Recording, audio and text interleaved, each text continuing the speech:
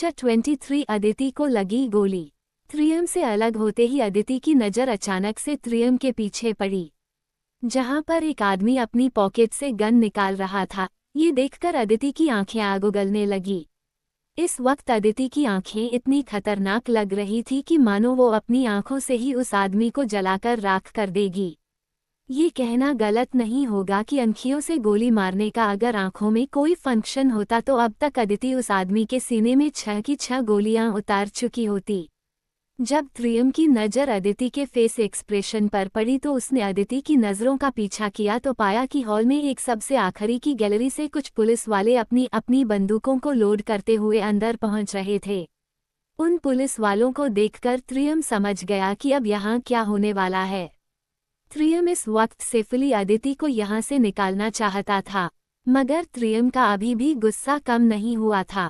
पहली बात, इस लड़की की हिम्मत कैसे हुई उसे किस करने की, और दूसरी बात, इस लड़की के अंदर बिल्कुल भी दिमाग नाम की चीज़ नहीं है। इतनी खतरे वाली जगह पर ये आई और ऊपर से इतनी बेहूदगी भरा डांस भी किया। अब त्रियम को अदिति के डांस करने से गुस्सा आ रहा था या फिर पीटर के साथ चिपककर डांस करने से, ये भाई त्रियम ही जानता था। त्रियम के मन में सबसे बड़ा सवाल ये उठ रहा था कि इस लड़की ने उसके डार्क हाउस की सिक्योरिटी आखिर तोड़ी कैसे, क्योंकि नॉर्मल इंसान के लिए ये सब करना इम्पॉसिबल था। त्रियम जब तक कोई मूवमेंट करता मगर उससे पहले ही वहां ताबड़तोड़ फायरिंग शुरू हो चुकी थी। गोलियों की आवाज़ सुनकर त्रियम वापस अपने सेंस में आया। त्रियम ने तुरंत ही अपने सारे ख्यालों के झटक दिया।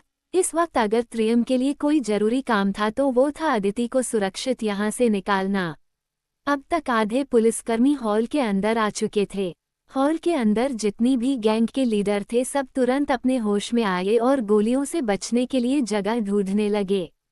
गोलियों की आवाज़ सुनकर बाहर की ओर पहरा दे रहे सभी गैंगों के बॉडीगार्ड्स भी अंदर आकर अपने अपने बॉस को प्रोटेक्ट करते हुए पुलिसकर्मियों की फायरिंग का जवाब दे रहे थे। इस वक्त मुकाबला दोनों तरफ से बराबरी पर था। दोनों ही एक दूसरे पर भारी पड़ रहे थे। इधर पीटर इन सब से अनजान अपनी हॉट गर्लफ्रेंड के साथ रोमांस करने में बिजी था। बाहर क्या हो रहा है उसे इन सब की खबर ही नहीं थी। इस वक्त पीटर अर्धनग्न अवस्था में बेड पर लेटा हुआ था और उसके ऊपर उसकी एक गर्लफ्रेंड उसे किस किए जा रही थी और पीटर भी उस लड़की को अपनी गोद में बिठाकर उसे किस करते हुए धीरे धीरे उसके कपड़े उसके शरीर से अलग करते हुए अपने एक हाथ को उस लड़की की कमर पर फिरा रहा था। तो वहीं दूसरी लड़की भी पीटर के बगल में बैठी धीरे धीरे उसकी बाजुओं को सहरा रही थी। वो दोनों ही लड़कियां स्पेनिश गर्ल थीं। अचानक से पीटर को अपनी आंखों में धीरे धीरे नशा चढ़ रहा था। ये वही ड्रग्स था जिसको अदिति ने पीटर की ड्रिंक में मिलाया था, जिसने अपना असर लगभग करना चालू कर दिया था, मगर पीटर ने इसे नॉर्मली नशा समझ इग्नोर कर दिया था। तभी दूसरी लड़की जो कि पीटर के बगल में बैठी थी वह धीरे धीरे अपनी जगह से उठी और अपना एक हाथ पीटर के पेट पर फिराने लगी, जिससे पीटर और भी ज़्यादा एक्साइटेड हो रहा था। फिर उस लड़की ने पीटर की अधखुली शर्ट को उसके बदन से अलग करते हुए उसकी नाभि पर किस करने लगी। अब शायद पीटर के अंदर की गर्मी धीरे धीरे बढ़ रही थी। पहली लड़की जो कि पीटर की गोद में बैठी हुई, उसकी ड्रेस उसके शोल्डर से नीचे खिसकी हुई थी। वो अचानक से अपनी जगह पर जम गई क्योंकि उस लड़की को अपने नीचे कुछ लोहे जैसी गर्म चीज़ फील हो रही थी। जैसे ही उस लड़की ने अपने नीचे देखा तो पाया पीटर का पैंट जरूरत से ज़्यादा टाइट हो चुका था। ये देखकर वो लड़की मुस्कुराते हुए पीटर के गले पर किस करने लगी। दूसरी लड़की जो कि पीटर की नाभि पर किस कर रही थी उसने धीरे से पीटर की पैंट उतारकर फेंक दी। लेकिन अब तक पीटर के शरीर की गर्मी इस कदर बढ़ गई थी कि उसका शरीर बिल्कुल तपसा रहा था, जिसकी वजह शायद ड्रग्स का हाई डोज था। अचानक से पीटर को इतनी गर्मी लगने लगी कि उसकी बर्दाश्त से बाहर हो रही थी। तभी पीटर ने अपने रूम का A0C0 टेम्परेचर बिल्कुल हाई कर दिया ताकि उसको कम गर्मी लग सके, मगर शायद ये भी बेकार था। अब तो पीटर की हालत इतनी ज़्यादा खराब हो चुकी थी कि उसका चेहरा हद से ज़्यादा लाल हो रहा था। शरीर का टेम्परेचर बढ़ने की वजह से उसके शरीर में लगभग हर जगह छोटे और लाल दाने निकलने लगे। पीटर से अब दर्द बिल्कुल भी बर्दाश्त नहीं हो रहा था, उसे बेतहाशा गर्मी महसूस होने लगी। पीटर को ये समझते देर नहीं लगी कि किसी ने उसकी ड्रिंक में कुछ मिला दिया है। मगर क्या, ये पीटर को समझ नहीं आ रहा था। A00 के फुल होने पर भी पीटर को बहुत पसीना आ रहा था और उन दोनों लड़कियों के चिपकने से अब पीटर को उलझन हो रही थी। तभी अचानक से पीटर ने अपने पैर के पास बैठी दूसरी लड़की को जोर से एक लात मारी, जिससे वो लड़की बेड से बहुत दूर जाकर गिरी। पहली लड़की जो पीटर के गले को लगातार चूमे जा रही थी, उसके बालों को पकड़कर पीटर ने उसे अपने आप से दूर कर दिया। पीटर की इस हरकत से वो दोनों लड़कियां घबरा गईं। जब उन लोगों ने पीटर की आंखों में देखा तो उसकी आंखें बिल्कुल लाल नजर आ रही थी। इस वक्त पीटर वाकई बड़े गुस्से में था। उन दोनों लड़कियों ने तुरंत अपने कपड़े पहनकर बिना वक्त गंवाए पीटर के रूम से बाहर चले जाना ही सही समझा। उन लड़कियों के जाते ही पीटर ने तुरंत अपने बचे कुचे कपड़े निकाले और बाथरूम के अंदर घुस गया। बाथरूम में जाकर पीटर ने ठंडे पानी वाले शोवर को ऑन कर उसके नीचे खड़े होकर अपने शरीर की गर्मी को कम करने लगा। मगर उसके शरीर की गर्मी कम होने के बजाय और भी ज़्यादा बढ़ती ही जा रही थी। पीटर के शरीर पर गिरने वाला ठंडा पानी भी पीटर को गर्म लग रहा था। उसने झट से शोवर ऑफ किया और जाकर अपने रूम के ठंडे फ्लो लौटने लगा। अब पीटर के शरीर को थोड़ी ठंडक मिल रही थी। अब तक पीटर का दिमाग थोड़ा बहुत शांत हो चुका था। उसने अपने बेड के पास रखी टेबल से एक इंजेक्शन निकालकर तुरंत अपने हाथों की नसों में इंजेक्ट कर लिया। कुछ ही देर में पीटर पूरी तरह से ठीक हो चुका था। अब पीटर का दिमाग गुस्से से फटा जा रहा था। वो सोच रहा था आखिर किसकी इतनी हिम्मत हुई जिसने उसके साथ ये हरकत करने की जुर्रत की। पीटर तुरंत अपने कपड़े पहनकर रूम से बाहर निकल गया। रूम से बाहर निकलते ही पीटर के सिर के पीछे किसी ने गन तान दी। जब पीटर ने पीछे मुड़कर देखा तो ऑफिसर नील अपने हाथों में बंदूक लिए पीटर के ऊपर निशाना लगाकर खड़े हुए थे। ये देखकर पीटर को बड़ा ही गुस्सा आया।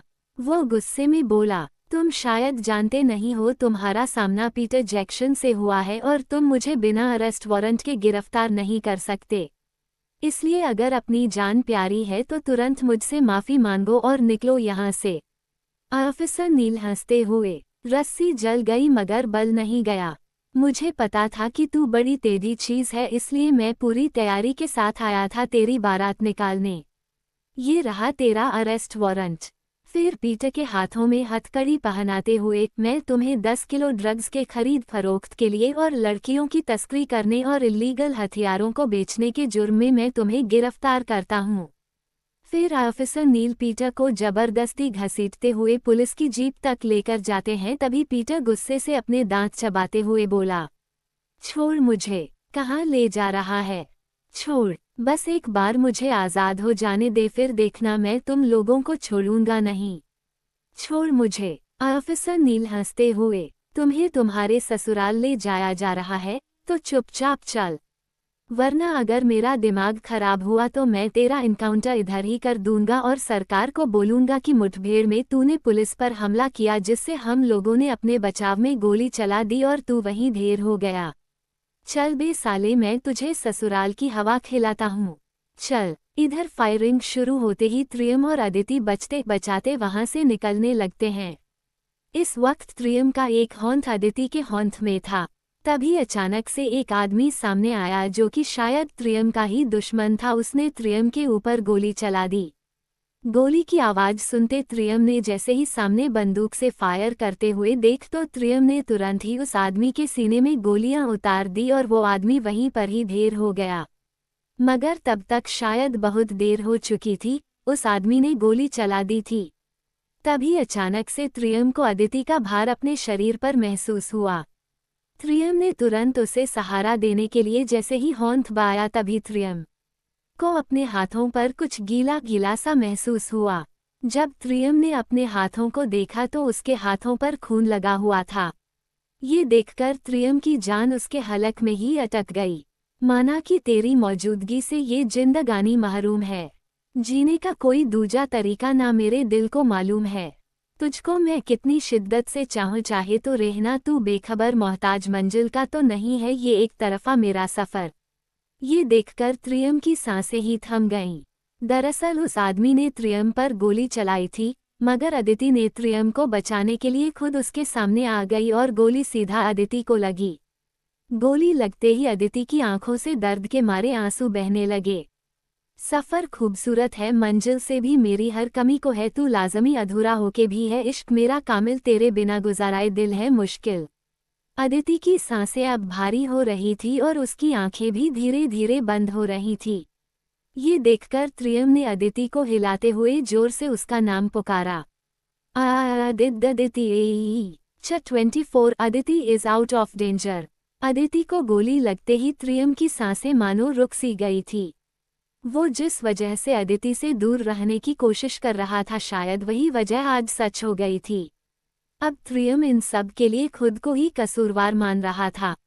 जब इंसान का ऐसे हालातों से सामना होता है ना, तो इस वक्त उसे कुछ समझ ही नहीं आता कि ऐसे सिचुएशन में वो क्या करे। आता भी कैसे जब दिमाग उसी शख्स के बारे में सोचना बंद करता ही नहीं। हर वक्त बस उस इंसान को खो देने का डर सताता रहता है। ठीक इस वक्त त्रियम के साथ भी यही हो रहा था। भले ही त्रियम पूरी दुनिया को आग लगाने की ताकत रखता हो, मगर जब कोई अपना ही उसी आग में जलता है ना, तो इंसान की सूझबूझ भी, यहाँ तक कि उसके सोचने समझने की क्षमता भी काम करना बंद कर देती है। इस वक्त त्रियम को भी कुछ समझ नहीं आ रहा था कि वो क्या करे। वो तो बस किसी भी तरह से अदिति को होश में लाने की कोशिश कर रहा था। त्रियम बार बार अदिति के गालों को थपथपाते हुए बेहोश हुई अदिति को होश में लाने की कोशिश कर रहा था। तभी फायरिंग की आवाज़ सुनते ही नाग अपने आदमियों के साथ अंदर आया। लेकिन जब उसने अपने बॉस को यूं पागलों की तरह जमीन पर बैठकर अदिति को होश में लाने की कोशिश करते हुए त्रियम को देखा, तो उसने बिना वक्त गंवाए तुरंत ही त्रियम को हॉस्पिटल चलने को कहा। हॉस्पिटल का नाम सुनते ही त्रियम जैसे होश से जागा हो, उसने तुरंत ही अदिति को अपनी गोद में उठाया और गाड़ी में बैठकर हॉस्पिटल की ओर निकल गया। कुछ देर बाद सिटी हॉस्पिटल। त्रियम ने पहले ही हॉस्पिटल के बेस्ट डॉक्टर को पहले अदिति की सिचुएशन के बारे में बता दिया था, जिससे डॉक्टरों ने बिना वक्त गंवाए ही अदिति का इलाज करना शुरू कर दिया था। त्रियम वहीं चेयर पर बैठकर अपनी आंखें बंद किए हुए बैठा था। उसके दिमाग में बस अदिति ही चल रही थी। वो किसी भी हालत में अपनी अदिति को खो नहीं सकता था। अब त्रियम ने सोच लिया था कि अदिति के ठीक होते ही वो उसे खुद से दूर कर देगा। वो अपने स्वार्थ के लिए अदिति जैसी मासूम सी लड़की को दोव पर नहीं लगा सकता है। ये लड़ाई तो उसके और मिनिस्टर के बीच में है, फिर इसमें उसकी बेटी का आखिर क्या दोष। तभी गेट खुला तो अंदर से डॉक्टर हाथों में ग्लव्स पहने और चेहरे पर मास्क लगाए बाहर आए। बाहर आकर उन्होंने तुरंत ही जक वार्ड बॉय को बुलाकर ब्लड का अरेंजमेंट्स करने को कहा। गेट खुलते ही त्रियम जल्दी से डॉक्टर के पास जाकर सवालिया नज़रों से देखने लगा, मानो पूछ रहा हो कि उसकी अदिति ठीक तो है ना। डॉक्टर भी त्रियम की सवालिया नज़रों को समझ गए। वे त्रियम को सांत्वना देते हुए बोले, देखिए सर, आप परेशान बिल्कुल ना हो, आपकी वाइफ बहुत जल्दी ठीक हो जाएंगी। वैसे मैं ये बात फ़िलहाल आपको अभी नहीं बताता, पर आप इस हॉस्पिटल के सबसे बड़े ट्रस्टी हैं और आपकी वजह से ही आज मेरी बेटी सही सलामत है।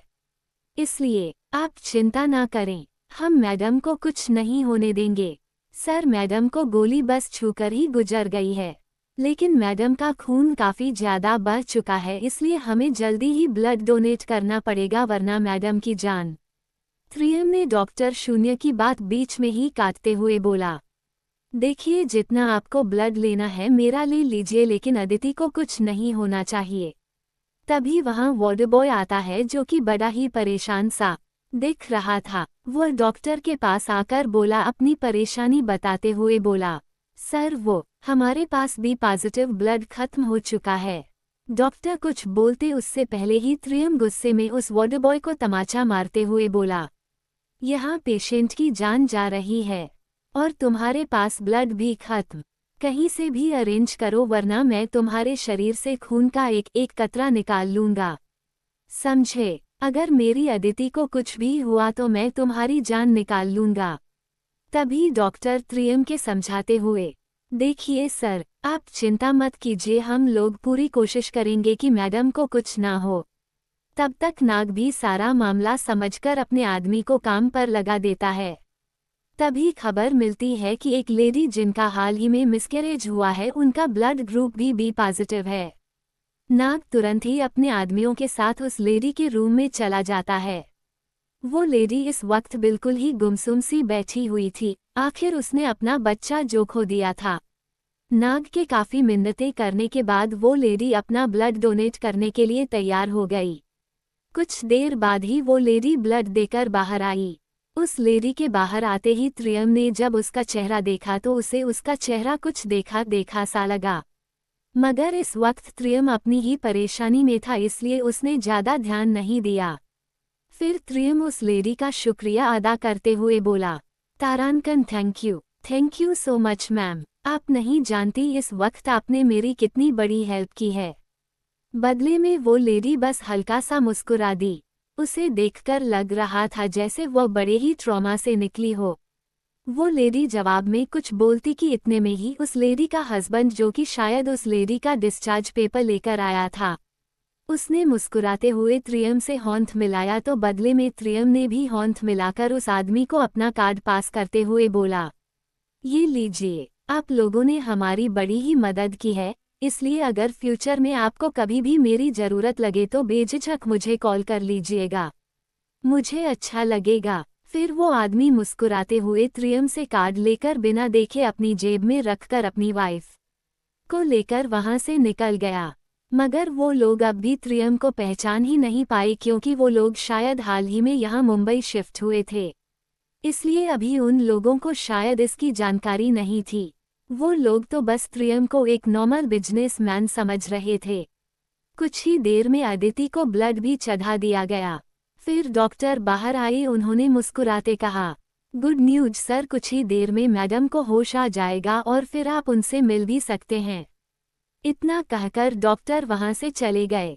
इधर त्रियम ने डॉक्टर की बात सुन राहत भरी सांस ली। तभी त्रियम का फोन बजा। जब त्रियम ने फोन की स्क्रीन पर शो हो रहे नाम को देखा तो वह तिरछी स्माइल करने लगा। Story will be continued. 25 hospital romance और बेशर्म अदिति। त्रियम ने जब अपने मोबाइल स्क्रीन पर शो हो रहे नाम को देखा तो वो तिरछी स्माइल करने लगा। दरअसल फोन किसी और का नहीं, मिनिस्टर रणविजय भाटिया का ही था, जिन्हें शायद अपनी बेटी के घायल होने की खबर लग गई थी। कुछ टाइम पहले जब त्रियम अदिति को खुद से दूर करने के बारे में सोच रहा था, तभी उसके दिमाग में एक ख्याल आया और वह तुरंत ही अदिति के रूम की तरफ चला गया, जहां पर अदिति के कपड़ों पर खून लगा हुआ था और उसके चेहरे पर भी ऑक्सीजन मास्क लगा हुआ था। हमेशा हंसती खेलती अदिति को इस हाल में बेड पर बेहाल पड़े देख त्रियम ने अपनी आंखें दर्द से बंद कर लीं। हमेशा खून की होली खेलने वाला त्रियम आज एक मामूली सी लड़की के शरीर से बहते हुए खून देख नहीं पा रहा था। इस वक्त अदिति का चेहरा पूरी तरह से पीला पड़ चुका था। ये सब त्रियम से अब देखा नहीं जा रहा था, तो वो उल्टे पैर वहां से वापस जाने के मुड़ गया। मगर तभी त्रियम के अंदर से आवाज आई, ये तू क्या कर रहा है? इस बार तो वो बच गई, मगर अगली बार कहीं ऐसा ना हो कि तू उसे अपने साथ रखने के चक्कर में उसे हमेशा के लिए खो दे। तुझे ये करना ही होगा। भूल मत तू कौन है, तेरा क्या मकसद है। तू इन सब में उसे नहीं धकेल सकता। क्या तू इतना कमजोर है कि तू अपनी लड़ाई लड़ने के लिए एक मासूम सी लड़की का सहारा ले रहा है? जितनी जल्दी हो सके उसे खुद से दूर कर दे, यही उसके लिए और तेरे लिए ठीक रहेगा। इधर त्रियम का दिल उसे ये सब ना करने के लिए कह रहा था, तो वहीं त्रियम का दिमाग उसे ये करने के लिए मजबूर कर रहा था। इस वक्त त्रियम अपनी ही कश्मकश में था। कभी कुछ चीजें गलत हैं ये पता होते हुए भी हम कर रहे होते हैं। हम खुद ही अपनी बात मानना नहीं चाहते। अपनी भावनाओं के चलते हमें सच सामने होते हुए भी नजर नहीं आता और बिना खुद को रोके बहते चले जाते हैं। पर शायद उस मोड़ पर रुककर हमें खुद को समझा लेना चाहिए, क्योंकि आंख बंद कर लेने से सच्चाई बदल नहीं जाती और फिर हो सकता है कि उन गलतियों के बाद आप अपने आप को माफ़ी ना कर पाओ। हर बार दिल की सुनना भी सही नहीं होता, क्योंकि जब दिल बीमार होता है ना तो फिर दिमाग ही बेहतर सलाह देता है। ये सब सोचते ही त्रियम ने एक झटके से अपनी आंखें खोल दी और फिर वापस अदिति के बेड की ओर बढ़ गया। फिर उसने अपनी जेब से मोबाइल निकाला और फिर उसका कैमरा ऑन कर अदिति के बेहाल और खून से लथपथ शरीर की फोटो खींचकर मिनिस्टर भाटिया के मोबाइल नंबर पर सेंड कर दी। इन सब के दौरान पता नहीं क्यों पर त्रियम की उंगलियां उसका साथ नहीं दे रही थीं, उसके हाथ हल्के हल्के कांप से रहे थे। फिर त्रियम ने बिना अदिति की तरफ देखे ही फौरन कमरे से बाहर निकल गया। त्रियम के बाहर निकलते ही डॉक्टर की टीम भी अंदर चली गई। इन प्रेजेंट टाइम फोन के बंद होने से पहले ही त्रियम ने कॉल रिसीव कर जैसे ही अपने कान पे लगाया तो उधर से मिनिस्टर भाटिया की गुस्से से दंदनाते हुए आवाज आई, तुम्हारी हिम्मत कैसे हुई मेरी बेटी को नुकसान पहुंचाने की?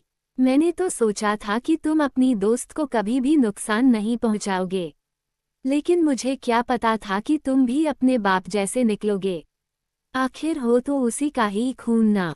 त्रियम गुस्से से बोला, औकात में रहो मिनिस्टर, मैं यहाँ कोई तेरी बेटी का रिश्तेदार नहीं हूँ जो उसका ख्याल रखूँ। और रही बात मेरे बाप की तो उन्होंने जो किया अगर तू इसके पीछे की वजह जान गया ना तो तू सह नहीं पाएगा। और एक बात तमीज से बात करो वरना अभी तो गोली सिर्फ छूकर गुजरी है वरना अगली बार ना सच में उसे जान से मार दूंगा। मिनिस्टर त्रियम की धमकी सुनकर अंदर ही अंदर धड़धड़ा गए मगर फिर भी अपने आप को शांत कर सीधी सी बात करते हुए मुद्दे पर आकर बोले, तुम्हें क्या चाहिए? क्यों तुमने मेरी बेटी को किडनैप किया है? त्रियम ने जब मिनिस्टर को हथियार डालते हुए देखा तो वो एक होंठ से अपनी राइट आईब्रो रब करते हुए बोला, जितनी जल्दी हो सके मेरे आदमियों को छोड़ दो, तुम्हें तुम्हारी बेटी मिल जाएगी। मिनिस्टर भाटिया घबराते हुए, थोड़ा मुश्किल है पर मैं कोशिश करता हूँ। त्रियम गुस्से से दांत पीसते हुए, मुझे कोशिश नहीं, रिजल्ट चाहिए। रिजल्ट? सिर्फ 3 दिन का वक्त है तुम्हारे पास, उसके बाद बस शय और मात। इतना कहकर त्रियम ने बगैर मिनिस्टर की बात सुने ही फोन काट दिया। फिर त्रियम जल्दी से अदिति के कमरे की ओर बढ़ गया। इधर जब त्रियम कमरे के अंदर पहुंचा और जब वहां का नजारा देख तो उसकी आंखें छोटी हो गई। इस वक्त अदिति ने अपने पास रखी फलों की टोकरी से लगभग सारे के सारे फल खा लिए थे। अदिति को देखकर त्रियम अपने मन में बोला, उफ ये लड़की पता नहीं क्या है, इसे देखकर भला कोई कहेगा कि इसे अभी गोली लगी थी। ये तो इतने मस्त होके खा रही है जैसे सदियों से भूखी हो। मगर फिर भी अपने आप को संभालते हुए अदिति के पास वाली ही चेयर पर बैठ गया। अदिति अपने खाने में इतना बिजी थी कि उसे कुछ एहसास ही नहीं हुआ कि कोई उसके कमरे में आया है। तभी अचानक से अदिति को एहसास हुआ कि कोई 2 जोड़ी नजरें कब से ही उसे घूरे जा रही हैं। फिर जब अदिति ने नजर घुमाकर अपने बगल में देखा तो उसकी आंखें खुशी से चमक उठी। वह तुरंत ही त्रियम को गले लगाने के लिए आगे बढ़ी तभी अचानक से अदिति को अपने कंधे में दर्द का एहसास हुआ जिससे अदिति की आह निकल गई। अदिति को यूं हड़बड़ाते देख त्रियम ने तुरंत ही अदिति से फलों की टोकरी छीनकर उसे बगल वाली मेज पर रख दिया और खुद अदिति को सहारा देकर त्रियम अनजाने में ही अदिति के पास बैठ गया। त्रियम को यूं अचानक अपने बगल में इस तरह बैठे देख अदिति का दिल बेतहाशा धड़क रहा था।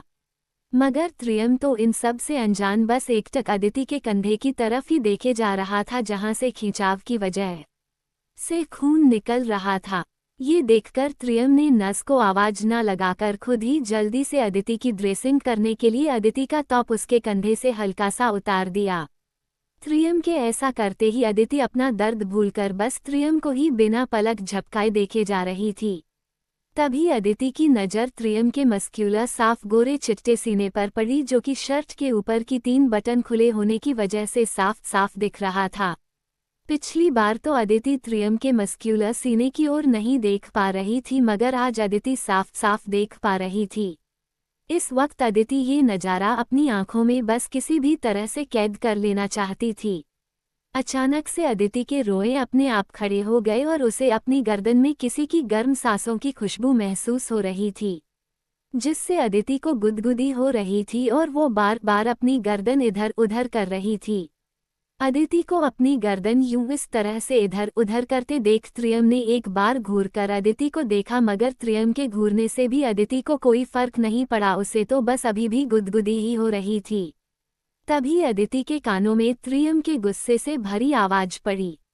त्रियम जो अदिति के कंधों से बह रहे खून को साफ कर रहा था। अदिति के इस तरह से हिलने डुलने से त्रियम को काफी गुस्सा आ रहा था, मगर फिर भी वो किसी तरह से अपने आप को कंट्रोल किए बैठा हुआ था, इस सोच में कि अब शायद अदिति अपना हिलना डुलना बंद कर दे।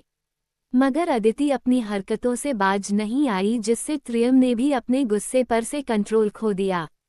त्रियम अदिति को पकड़ते हुए गुस्से से बोला, इतनी बड़ी हो गई हो फिर भी कार्टून जैसी हरकतें कर रही हो।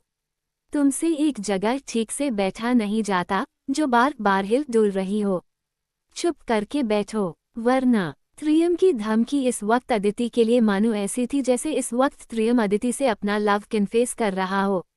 ये देखकर अदिति पागलों की तरह हंसने लगी, जिससे त्रियम और भी ज्यादा चिढ़ गया, मगर इस वक्त उसने अदिति से कुछ ना ही बोलना ठीक समझा, क्योंकि अदिति को समझाना मतलब दीवार पर अपना सिर फोड़ना था। मगर त्रियम फिर अदिति के कंधे पर फूंक मारते हुए घाव साफ करने लगा। एक फिर अदिति के पूरे शरीर में सिरहन सी फैल गई। उसने कसके त्रियम को एक झटके में अपने करीब खींचा, जिससे त्रियम के होंठ अदिति की गर्दन में छू गए। तभी अचानक से गेट खुला और एक नर्स ड्रेसिंग का सामान लेकर जैसे ही अंदर आई, उसके कदम अपनी जगह पर जम से गए।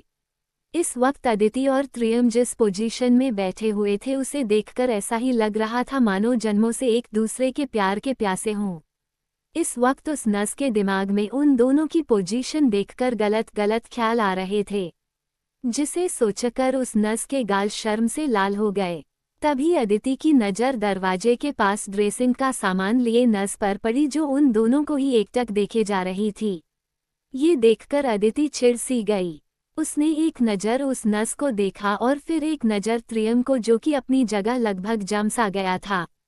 फिर अदिति ने घूर कर उस नर्स की ओर देखा और उसे गुस्साते हुए बोली, ऐसे क्या देख रही हो? हम वही कर रहे हैं जो एक गर्लफ्रेंड बॉयफ्रेंड करते हैं। अगर तुम्हें भी ये करना है तो जाओ अपने हस्बैंड के पास और अपनी ज़रूरतें पूरी करो, पर मेरे रोमांस में हड्डी मत बनो। अदिति ने देखा कि उसके इतना कहने के बाद भी उस नर्स को कोई फर्क नहीं पड़ा, तो अदिति डेविल स्माइल करते हुए बोली, ठीक है, मैं समझ गई। तुम हम लोगों को एक दूसरे को किस करते हुए लाइव देखना चाहती हो। अगर ऐसा है तो कोई बात नहीं, मुझे भी सब कुछ तुम्हारे सामने करने में कोई प्रॉब्लम नहीं है। इतना कहकर अदिति त्रियम की गर्दन को बेतहाशा चूमने लगती है। जब उस नर्स ने अदिति की बातों को सुना तो उसकी चेहरा बिल्कुल टमाटर के जैसे लाल हो गया। अब उससे एक पल भी वहां रुका नहीं जा रहा था, इसलिए वो जल्द से जल्द अदिति को कोसते हुए वहां से निकल गई। इधर त्रियम अदिति की हरकत से वैसे ही जम गया था, लेकिन जब उसने अदिति के मुंह से खुद के लिए बॉयफ्रेंड शब्द सुना तो त्रियम की आंखें छोटी हो गईं। मगर त्रियम कोई हरकत करता उससे पहले ही अदिति ने त्रियम की गर्दन को चूमना चालू कर दिया। अदिति की इस हरकत से त्रियम जल्दी से अदिति से दूर हटा और फिर बेड से खड़ा होते हुए बोला, तुम्हारी हिम्मत कैसे हुई मुझे अपना बॉयफ्रेंड बताने की? आखिर तुम कब अपनी हरकतों से बाज आओगी? थोड़ी तो सिंसियर बनो। त्रियम की बात सुनकर अदिति अपने होंठों को गोल करते हुए क्यूट सा फेस बनाकर बोली, हाँ, एक तो मुझे गोली लगी है और ऊपर से मेरी खबर लेने के बजाय तुम मुझे ही गुस्सा रहे हो।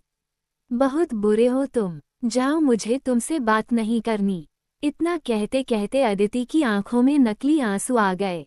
अब त्रियम को भी अपने आप पर गुस्सा आ रहा था कि उसकी वजह से अदिति की आंखों में आंसू आ गए। त्रियम ने जैसे ही अदिति की तरफ देखा तो पाया अदिति अपना मुंह दूसरी तरफ करते हुए हंस रही थी, जिसकी परछाई अदिति के पीछे लगे शीशे में साफ साफ दिख रही थी। मगर अदिति इन सब बातों से अनजान मन ही मन अपना प्लान कामयाब होते देख हंस रही थी। इस वक्त अदिति को लग रहा था कि त्रियम अब उसकी तबीयत के बारे में पूछेगा, तो अदिति थोड़ा और दर्द का बहाना बनाकर त्रियम को अपने पास लाकर एक बार फिर से उसकी सिंपैथी पाकर उसकी मजबूत बाहों का सहारा लेगी। अदिति के सोच के बिल्कुल उलट ही त्रियम ने अदिति से सवाल करते हुए बोला, तुम अपोलो में क्या कर रही थी जबकि तुम तो अपने कमरे में सो रही थी? फिर ये सुनते ही अदिति जो अपना मुंह दबाए हंस रही थी, त्रियम का सवाल सुनकर अदिति के चेहरे के हंसी एक पल में ही गायब हो गई। इससे पहले कि अदिति कोई जवाब देती उससे पहले ही त्रियम ने फिर से अदिति से सवाल किया, और तुमने पीटर की ड्रिंक में क्या मिलाया था? त्रियम का सवाल सुनकर अदिति की तो सिट्टी पिट्टी ही गुल हो गई। अब अदिति को समझ नहीं आ रहा था कि वो त्रियम को क्या जवाब दे। Story will be continued. आप लोगों को क्या लगता है अदिति त्रियम को क्या जवाब देगी?